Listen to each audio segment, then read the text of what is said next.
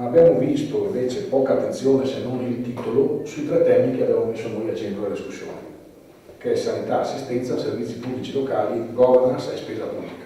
Sanità, servizi, tasse. Temi cruciali sui quali i sindacati riuniti hanno deciso di chiamare a rapporto tutti i candidati sindaci di 56 comuni della Marca che il prossimo 26 maggio andranno alle urne.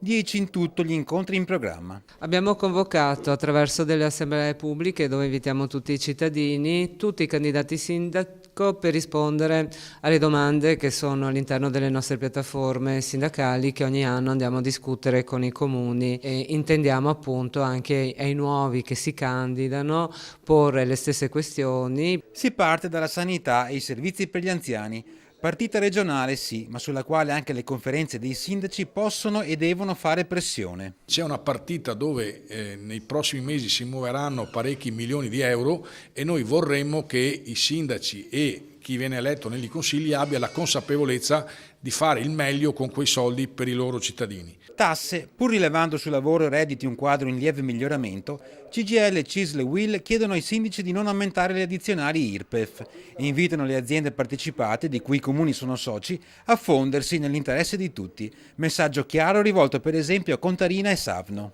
Il sistema deve essere un sistema che ha una dimensione provinciale, che produca risorse per fare investimenti in innovazione, ma che consenta anche alle famiglie, ormai sono tante che hanno redditi bassi, di avere degli sconti sulle tariffe. Servizi migliori a costi più bassi, come puntando alla fusione tra i comuni. La strada maestra è quella di fare le convenzioni, su questo percorso poi si può arrivare alla fusione e questo tra l'altro è uno dei temi che manca nei programmi elettorali e che noi invece vorremmo. Richieste chiare e tangibili che fanno sembrare il confronto pubblico un vero e proprio esame, anche per testare la preparazione dei candidati. Se sanno cosa sono i piani di zona, se sanno come sono organizzati i distretti, se sanno cos'è la funzione 12 del bilancio, si tratta di dare una giusta scossa a chi ha avuto voglia di candidarsi e di portare un bene alla propria comunità.